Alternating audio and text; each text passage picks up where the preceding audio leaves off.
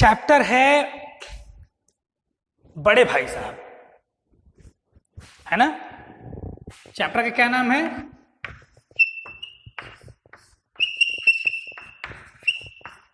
बड़े भाई साहब,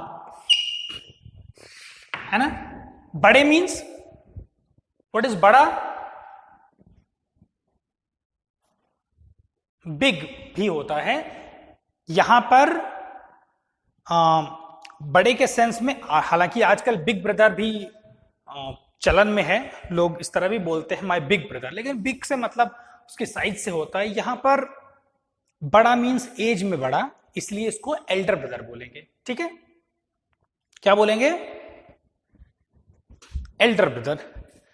और साहब, वैसे तो साहब को कई बार मिस्टर या सर के सेंस में भी कह लिया जाता है, लेकिन यहां पर सर नहीं, भाई साहब जो है वो भाई, भाई के साहब का मतलब तो सर होता है, लेकिन यहां पर भाई साहब मतलब केवल भाई, मींस एल्डर ब्रदर। तो इस चैप्टर में एक बड़े भाई की कहानी है। ठीक है, बड़े भाई की कहानी है। एक बड़ा भाई है और एक छोटा भाई है। ओके, दो भाई हैं और इन दो भाइयों की इसमें कहानी है। What the younger brother thinks, what he thinks about his education, why he is not interested in studying like you. All these things are told very nicely, very entertaining way in this chapter. Is it clear? So a few lines about the writer. The writer of this chapter is, you know, who has written the chapter, who has written this story. You have read the name or not somewhere? Who has written? Come on, fast. Anybody? Premchand. Good. So Premchand has written this story, and Premchand is the master of stories, means he is the king. उन्हें हिंदी में कथा सम्राट कहा जाता है। सम्राट means राजा, king, कहानी का राजा। What is कहानी का राजा? It doesn't mean that we listen the stories and we read the stories, and in the story it is written that there was a king. Not that king. A person who has written many stories, like 800 plus stories he has written. So many novels he has written. That's why he is called the king of the story, कहानी के सम्राट कहे जाते हैं। ठीक है, तो ये है Premchand. When you will go to the next class in class 11th or 12th, maybe you will read much more about him. Right now also you can read, but for you, when the language is a bit difficult for you, when you are not getting the meaning exactly, then I will not give much time in telling you that who was the writer and what the achievements he has got and all. So we will directly move to the chapter. Okay, so about the chapter I have already told what is there. Now we will move to the beginning of the chapter. Bade Bhai Sahab, and the first line we will start right now. Clear? मेरे भाई साहब मुझसे 5 साल बड़े। मेरे भाई साहब, मैं मीन्स माई एल्डर ब्रदर, मुझसे 5 साल बड़े। 5 मीन्स 5, मुझसे 5 साल बड़े, लेकिन केवल 3 दर्जे आगे। अब क्या हुआ? In the age he is 5 years older, but in classes he is only 3 class senior. होना क्या चाहिए? If he is older, if he is 5 years older in the age, then he should be 5 class senior. Yes or no? 1 class, 1 year, but he is only 3 class senior. क्यों है ये अभी आपको पता चलेगा कि why he is only three class senior instead of 5। उन्होंने भी उसी उम्र में पढ़ना शुरू किया था जब मैंने शुरू किया था। Means in the same age he also started studying when I started. Okay, लेकिन तालीम, एक वर्ड आया है देखो, तालीम। यहां एक बात तुम्हें बता दूं कि whatever things are written in this script like this, it is called Devanagari. Okay, if in this script anything is written, it doesn't mean that that is Hindi word only. Normally what we think that if like this it is written, it means Hindi, but no, sometimes it is Urdu, sometimes so many languages, so many words of different languages are mixed in our language, in Hindi. And not only in our language, in every language becomes rich when it accepts the words of other languages. Like you have in Khasi school, from English you have taken दूध, from Hindi you have taken दवा से बन गया दवाई, you know, कारखाना का हो गया कारखाना। तो so many words you have taken from Hindi and English and Urdu and Arabic and all other languages. So in Hindi also so many words are taken from different languages. जैसे school है, school is not a Hindi word, school is English. Okay, computer is an English word. तो यहां तालीम word आया है। प्रेमचंद को आप जब पढ़ रहे हैं तो आपको उर्दू और अरबी के बहुत सारे, अरेबिक और उर्दू के बहुत सारे वर्ड्स मिलेंगे, बिकॉज उस टाइम उर्दू का बोलबाला था, उर्दू लोग पढ़ते थे। बच्चे जब स्कूल जाते थे, मदरसे जाते थे, सब मदरसे भी हुआ करते थे, तो वहां पर पढ़ने लिखने के लिए जो मीडियम ऑफ लैंग्वेज था, बेसिकली उनको उर्दू सिखाई जाती थी। तो इस वजह से भी उर्दू पर उनका अधिकार अच्छा था। ठीक है, तो आपको बहुत सारे वर्ड्स उर्दू के मिलेंगे, उन्हीं में से एक शब्द है तालीम। तालीम का मतलब होता है शिक्षा। ठीक है, तो लेकिन तालीम जैसे महत्व के मामले में, महत्व मतलब जिसका इंपॉर्टेंस ज्यादा हो। ठीक है, इंपॉर्टेंट मीन्स महत्वपूर्ण, इंपॉर्टेंस माने महत्व।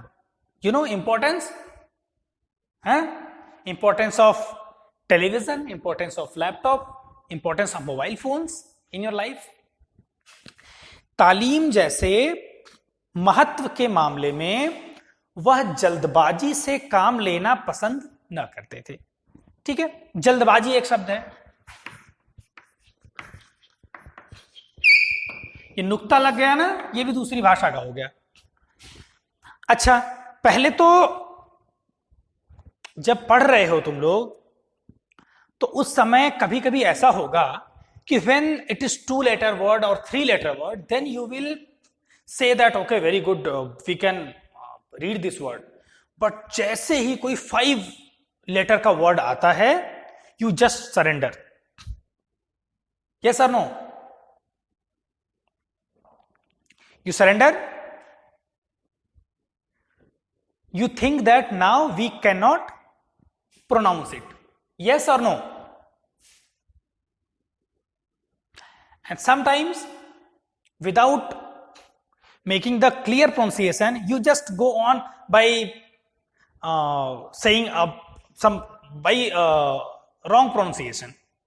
जैसे ये पढ़ना हो जल्दबाजी, जल्दबाजी करके वो आगे बढ़ गया, है ना। Sometimes in the prayer when you assemble here in the assembly ground, then all of you are standing there for prayer. Everybody is folded hand. क्या करते हैं उसके बाद? तो शुरू करते हैं, हम नवयुग की नई भारती नई आरती। So many of you are not very well aware of that poem, that what is this, in fact, what the words are. You just go with the coming voice, whatever the voice it is around you, you just follow and you just go on. Sometimes you don't know the word exactly, meaning तो छोड़ ही दो, है ना? तो ऐसा नहीं करना है in this matter of this very important matter of study. You cannot do that. So first पढ़ेंगे कैसे? If the word is a bit longer, जैसे तुम्हारे सामने कोई fighter आ गया हो, if the small fighter is there, then you will just have some energy. Okay, I will fight. But if the great Khali has come, the undertaker has come, तो ये जो है अंडरटेकर है, ये छोटा वाला अंडरटेकर है. आपको इससे बड़े अंडरटेकर भी मिलेंगे. You know undertaker or not? Yes ना? तो बड़ा पहलवान होता है, आप डर जाएंगे. How you will pronounce? You anything you can pronounce, any word you can pronounce by dividing it into letters. If the complete word you cannot pronounce, then you just divide it into letters. Then how we will study? How we will read this? The first part is we will break this into letters. Okay?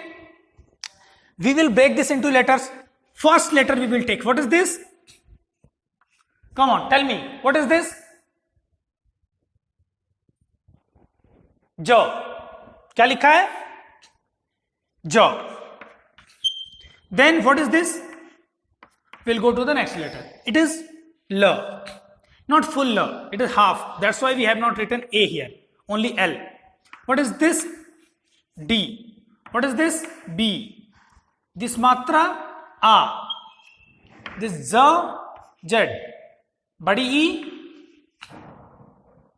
अब पढ़ो. जल्दबाजी तो हो जाएगा जल्दबाजी.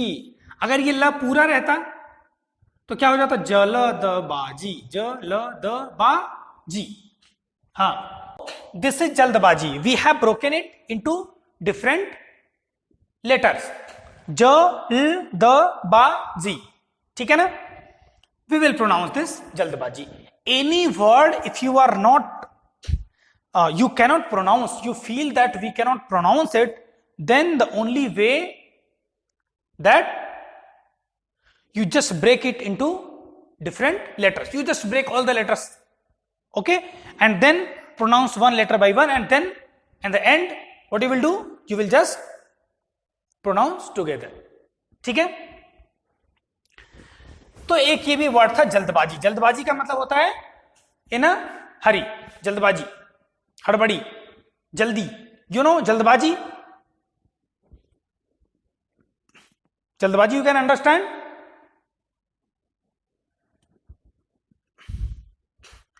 सो जल्दबाजी से काम लेना पसंद ना करते थे. Okay? He doesn't like that this type of important thing should be done in a hurry. Which important thing we are talking about? The important thing we are talking about is education, शिक्षा, तालीम. Okay? आगे. इस भवन की बुनियाद. एक और word है. क्या वर्ड है? भवन. भवन मीन्स घर.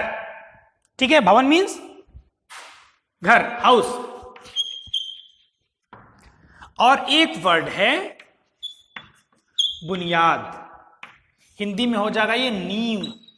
Means the base, the foundation. ठीक है? कह रहे हैं कि if we have to build a house, then what we have to do? We should, if we want that the house will be very strong, very long lasting, okay, then what we will do? We will form a solid foundation, a solid base. If the base will not be solid, then the house will not be very solid, very strong. Okay, is it clear?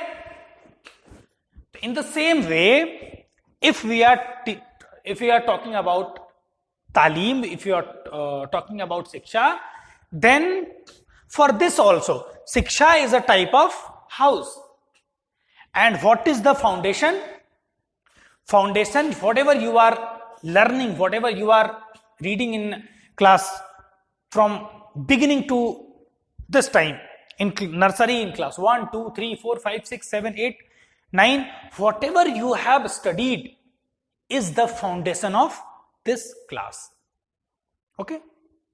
Because foundation, nursery and LKG and UKG and 1, 2, then after so many bricks are kept, okay, like class 1, class 2, and if you will not do all the things nicely, then the house cannot be built very solid. ठीक है? तो आपको भी अपनी नींव मजबूत करनी है, बहुत सॉलिड करना है, ठीक है ना? हाँ या नहीं?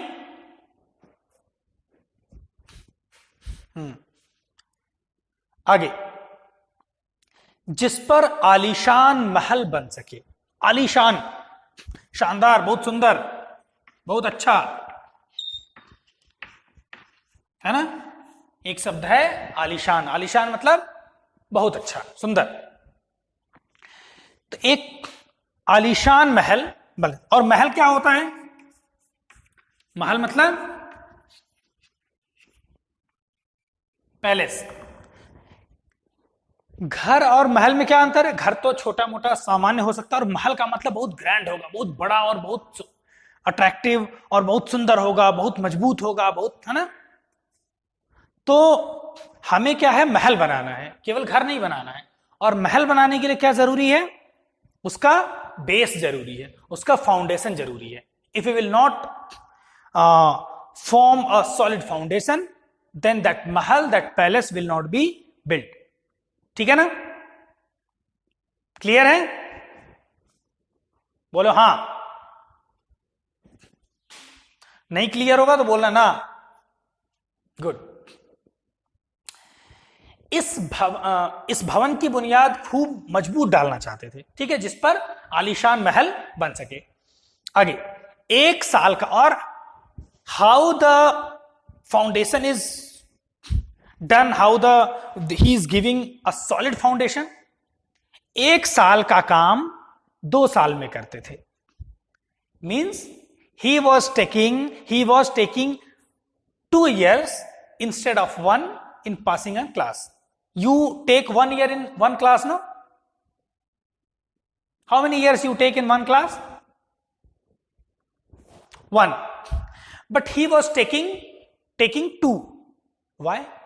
If you will study 2 times, means twice in the same class, then you will understand the things better, more clear.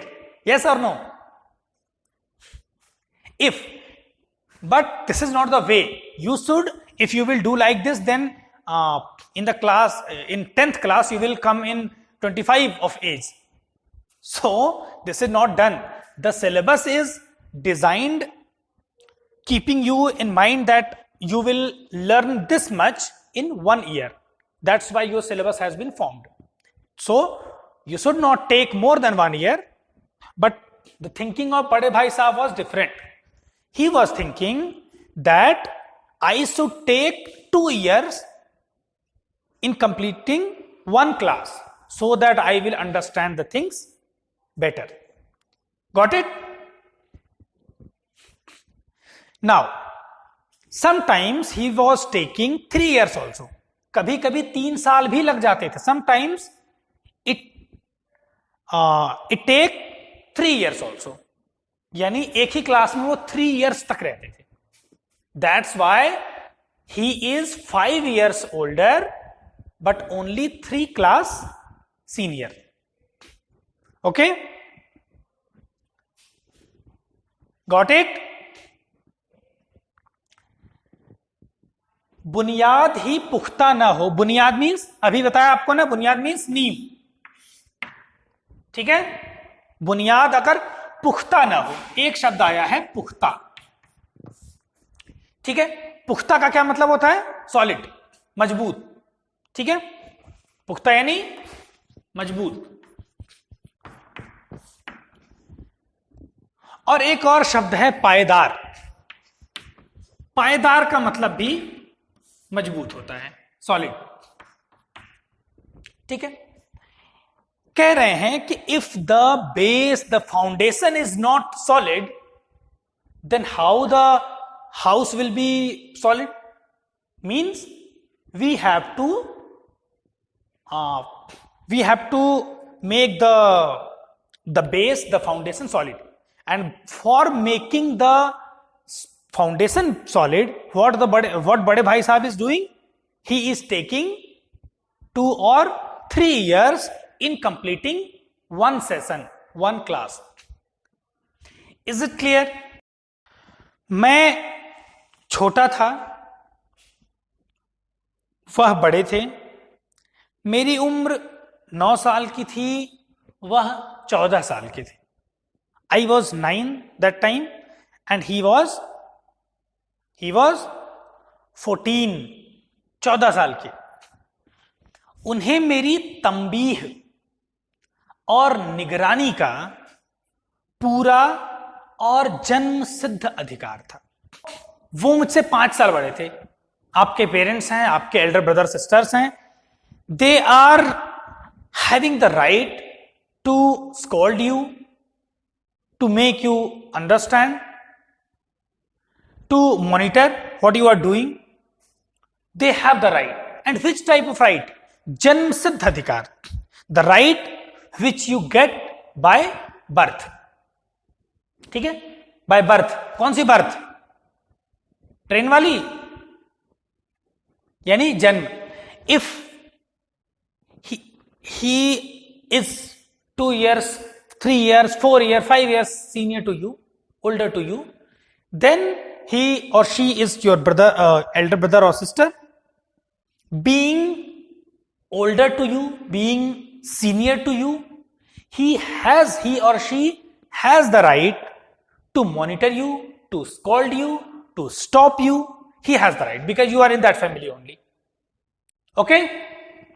So in this case also, younger brother is saying that he was senior to me and he has all the rights to, which type of rights? Monitoring ka, to monitor that what I am doing, to make me understand, to scold me, all the rights he was having. ठीक है, आपके यहां भी होगा ना, आपके बड़े भाई होंगे, दीदी होंगी ना, कौन, मां, ये लोग क्या करते होंगे? ये आपको समझाएंगे, वो आपको डांटेंगे। Sometimes you feel that why he is scolding me, why he is having such right, but he is having such right because he is senior to you and he is having much more experience than you. He is much more experienced, so he can tell you the things better.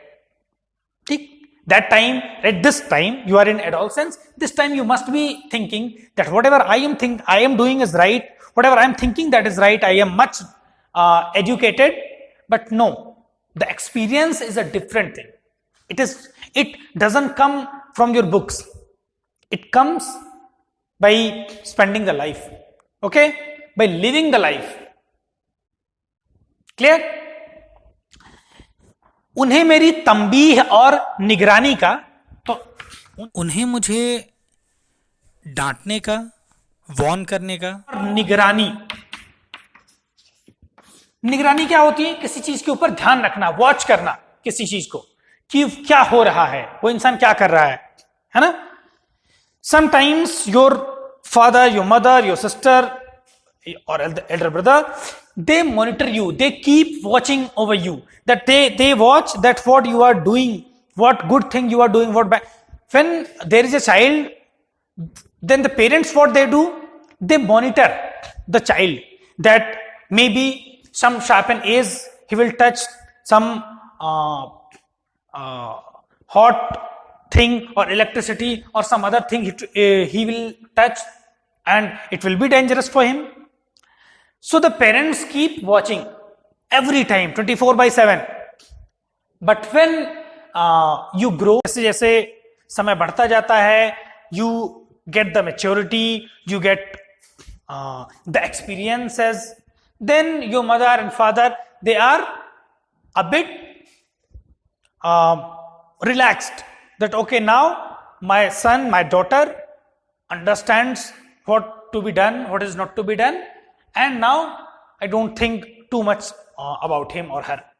When you are 18 plus, when you are 20 plus, then they are totally relaxed. Okay, sometimes they will interfere, but mostly they will be in a very relaxed position. Now he or she, my son or daughter, is grown up, he is mature now, he is 20 plus now, he can understand the things better. Now the interruption is not needed, right? Okay, so he was having the birthright for scolding me, for watching me, for making me understand.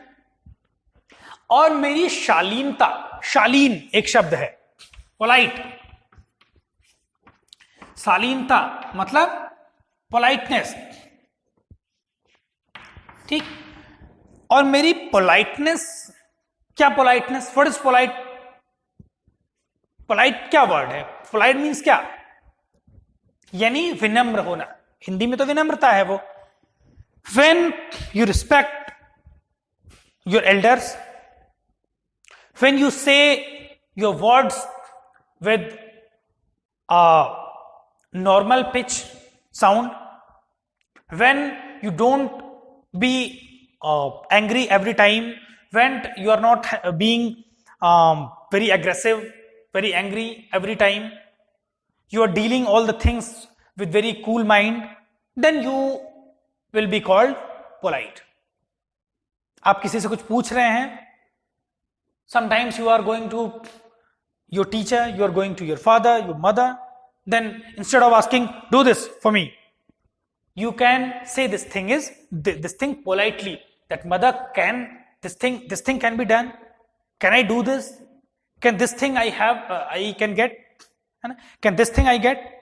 So definitely they will allow. The teacher, if you are asking to a teacher, you are asking to your mother or father, they will definitely allow. But you should use proper pitch, proper voice modulation. Every time showing aggression is not the way. ठीक है? तो मेरी शालीनता इसी में थी, my politeness it was, कि उनके हुक्म को कानून समझूं.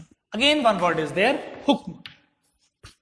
ठीक है, हुक्म मीन्स होता है ऑर्डर, ठीक है, and the second word is कानून.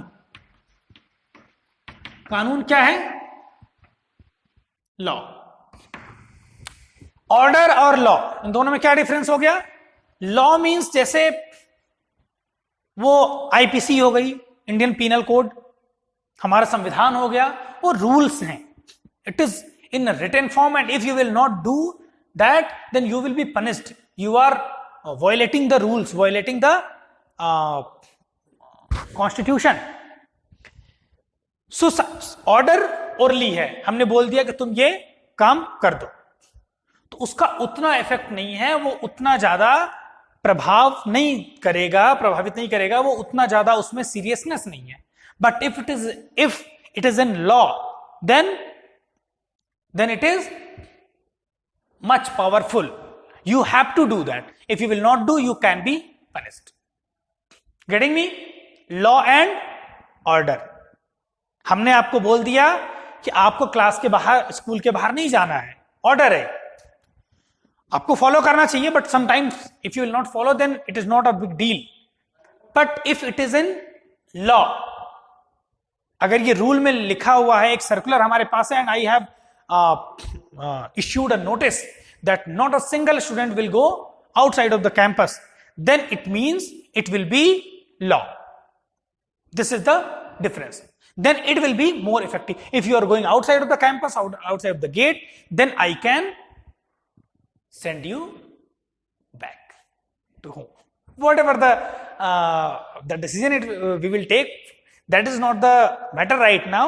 I want to explain, I want to tell you the difference between this order and law. वह स्वभाव से बड़े अध्ययनशील थे. अध्ययनशील, पहले तो देखो ये आ गया अंडरटेकर.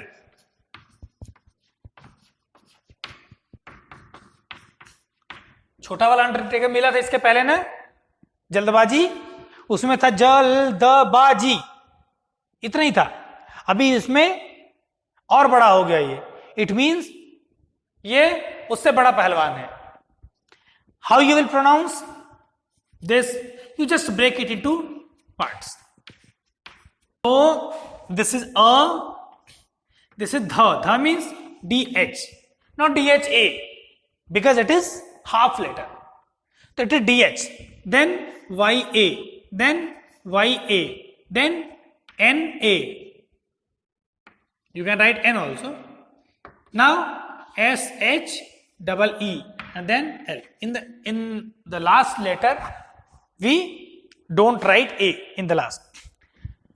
ऐसे भी पढ़ सकते हो, ऐसे भी क्या पढ़, अ ध य न शी ल, अ ध य न शी ल, अध्ययनशील, अध्ययनशील, अध्ययनशील. It is made of 2 words. One is suffix here. अध्ययन मीन्स स्टडी, ठीक है, और अध्ययनशील एक ऐसा इंसान जो अध्ययन करने में, स्टडी में लगा रहा है, स्टूडियस, यानी खूब पढ़ने लिखने वाला. और एक वर्ड है स्वभाव. स्वभाव मतलब नेचर. उनका नेचर जो था वो ऐसा था कि वो बहुत स्टूडियस थे, बहुत पढ़ने वाले थे, खूब मेहनत करते थे. ठीक है, आप में से भी बहुत लोग होंगे ना.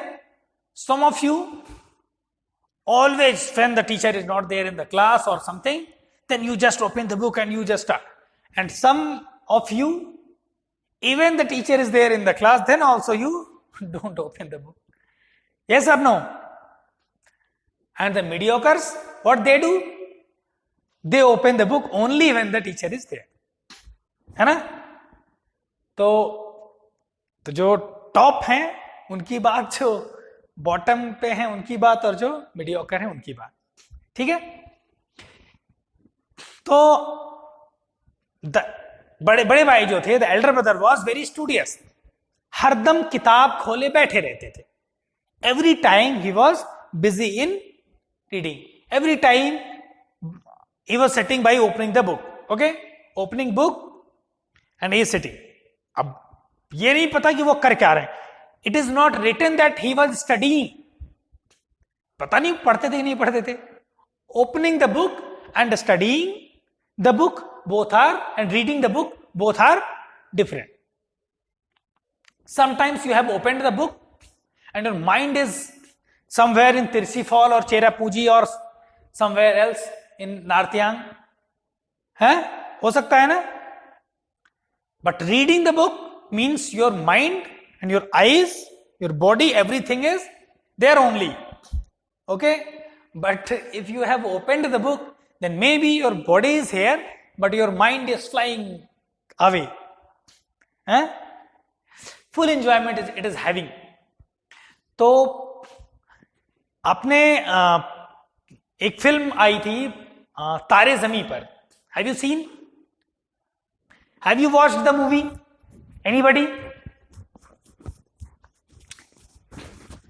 If you have not watched, then you should just go and watch at least for once. The student is sitting in the class and the teacher, like me, okay, he is speaking continuously, he is speaking, and not a single word the student can understand. That particular student, I'm not talking about all, that particular student cannot understand a single word. What the fantasy is there, the imagination, just see, the teacher is telling something else, but he is busy in some other imaginations. Then what it happens?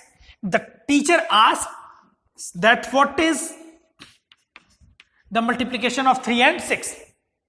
Okay, तो not I don't remember very nicely, but the student doesn't know, he doesn't know how to multiply, so the imagination starts. He thinks about the planet number 3, the earth, and the planet number 6. Both the planets are revolving there, okay, and he is in a rocket in that solar system. He just tie this one planet in a rope, with a rope, and go to the next planet. So what happens? The planet number 3, the earth is having a takkar, a follower with the 6th number planet, means Saturn. Okay, then what happens? Both are having a solid takkar, and Saturn is bigger than the earth, no? So earth this is destroyed by Saturn, and Saturn is left. Then the conclusion was 3 into 6 is equal to 6. The answer is right in a way. Yes or no?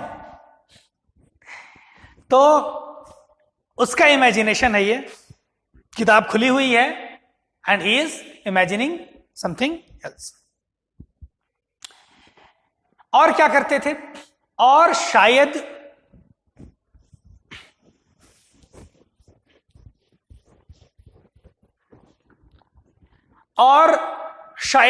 दिमाग को आराम देने के लिए कभी copy पर, कभी किताब के हाशियों पर, एक शब्द आया है हाशियों। हाशिया क्या होता है? हाशिया मीन्स मार्जिन लाइन। जैसे कॉपी का एक पेज होता है ना, यहां ऐसे लाइंस खींची होती हैं और यहां, बाकी बीच में ऐसे ऐसे लाइंस होती हैं, है ना? नॉर्मली ये सब ब्लू या ब्लैक होती हैं और ये रेड से कर दी जाती हैं, ठीक है? कभी नहीं भी हो सकती हैं, बट मोस्टली ऐसा आपको मिलेगा। तो ये मार्जिन लाइन है, ये हाशिया है। इसमें आप आंसर नहीं लिखते हैं, इसमें आप नंबर्स डाल सकते हैं या कुछ और कर सकते हैं, यहां चैप्टर का नाम या नंबर डाल सकते हैं, इसमें आंसर वगैरह नहीं लिखते हैं, ये इसका हाशिया है, ठीक है? तो जो मेन स्पेस है उस पर वो नहीं करते थे, कभी कभी कॉपी पर, किताब के हाशियों पर, किताब में जहां पर कुछ नहीं लिखा हुआ है, ये ब्लैंक है, ये थोड़ा बहुत नंबर वगैरह कुछ चैप्टर 1 चैप्टर 2 क्वेश्चन 1 2 लिखा हुआ है, थोड़ी थोड़ी स्पेस इधर बची हुई है, वो क्या करते थे? उस स्पेस में चिड़िया मीन्स बर्ड्स, कुत्तों, डॉग्स, बिल्लियों की तस्वीरें बनाते थे। तस्वीर माने पिक्चर्स। जब आप बोर हो जाते हैं पढ़ पढ़ के तो ड्राइंग करने लगते हैं ना, कहीं फूल, कहीं पत्ती, कहीं कुछ ना, हाँ या नहीं?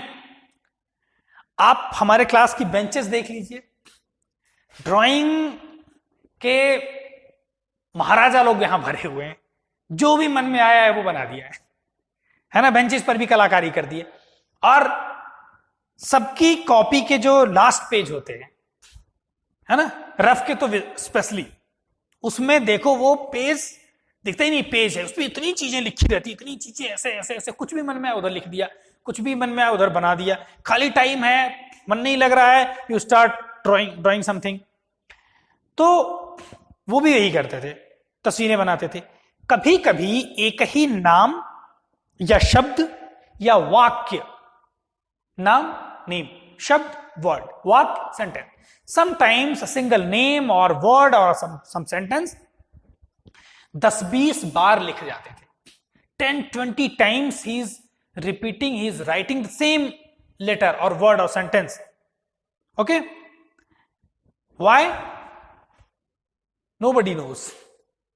बिकॉज आप पढ़ के थक गए हैं, आप क्या लिख रहे हैं वो आपके सबकॉन्शियस माइंड में चल रहा है, but really you are not caring, you are not knowing exactly what you are doing.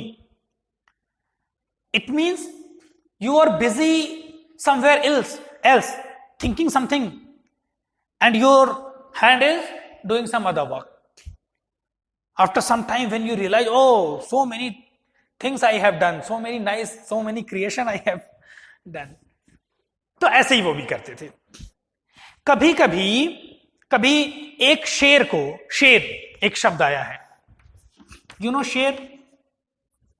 शेर जानते हैं? शेर देखा कि नहीं देखा है?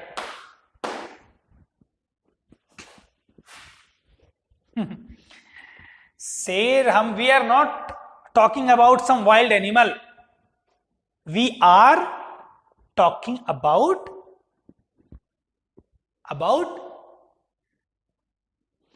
a form of Urdu poetry. A form of Urdu poetry. जैसे दोहा होता है ना, you have studied Kabir and Rahim and Tulsi and Bihari. 2 lines are there. दोहा होता है ना, वैसे ही शेर होता है. 2 लाइन्स होंगी और अब चूंकि वो उर्दू का है, मोस्टली उर्दू के वर्ड्स यूज किए जाएंगे. उनके लिखने का कुछ तरीके, लिखने के कुछ पैटर्न होते हैं, तरीके होते हैं, और ढेर सारे शेर मिला करके, शेर मतलब शेरों नहीं हो जाएगा, अशआर कहते हैं उनको. 2, 3, 4, 5, 6, 8, 10 शेर मिला करके एक गजल बन जाती. गजल हैव यू सीन समवेयर? नहीं, मैं आपको दिखाऊंगा. क्लास 12 में आपको पढ़ने को भी मिलेगा, मैं आपको वैसे भी. कई बार ऐसा होता है ना, हम लोग कुछ 2 लाइन्स ऐसे बोल देते हैं, वाह वाह तालियां बजती हैं. कुछ ऐसा सुना है कभी? कभी कभी कविता की लाइन्स भी बोली जाती है, हिंदी पोएट्री की भी, और समटाइम्स फ्रॉम उर्दू पोएट्री शेर बड़े पॉपुलर हैं, है ना. तो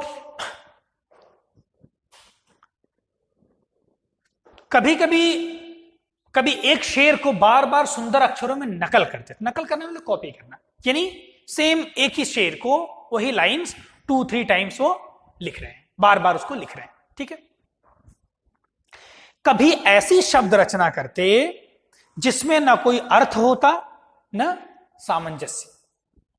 sometimes he used to write some words जिसका ना कोई अर्थ होता, मतलब ना तो कोई मीनिंग उसका निकलता, और ना तो कोई सामंजस्य एक शब्द आया है.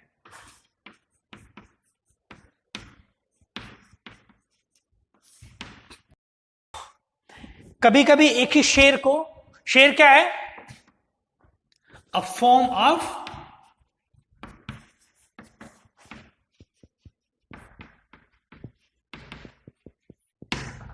उर्दू पोएट्री. सामंजस्य मैंने वननेस, एक जैसा होना. ठीक है, सिमिलर होना. जैसे कोई चीज उन्होंने एक शब्द लिख दिया, कोई दूसरा लिख दिया, उन दोनों में कोई उनका रेलेवेंस ही नहीं है. मसलन एक शब्द है उर्दू का. मसलन मतलब एज इफ, जैसे, मानो. एज इफ नहीं बल्कि एज. मसलन मतलब जैसे, फॉर एग्जाम्पल. ठीक है, एज फॉर एग्जाम्पल.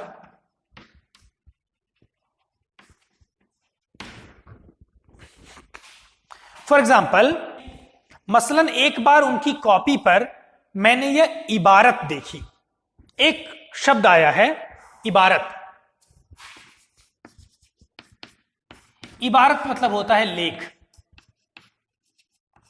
आर्टिकल भी कह सकते हैं. लेख मतलब something written. Once I saw something written in his book और in his notebook. What it was written? लिखा था स्पेशल.